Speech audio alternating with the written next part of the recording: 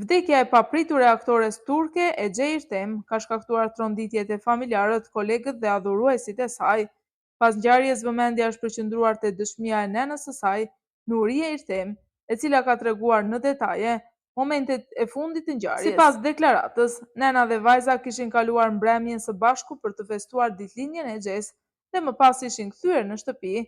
Pas kthimit, aktoria ishte tërhequr në dhomën e saj për të pushuar, pasi kishte marrë ilaçet kundër depresionit, pasi kishte pirë edhe alkol. Gjatë natës, nena kishte dëgjuar se vajza ishte zgjuar për pak, por më pas ishte kthyer sërish në gjumë. Në deklaratën e saj, Nuria Ertem u shpreh se në mëngjes thirri të bijën të zgjohej, por nuk mori asnjë përgjigje. Kur hyra në dhomën e saj, pash një lëng të keq që i dilte nga goja. Ajo piu shumë alkol dhe gjithashtu përdori ilaçe të forta kundër depresionit, ka rrëfyer nëna e aktores së ndjer.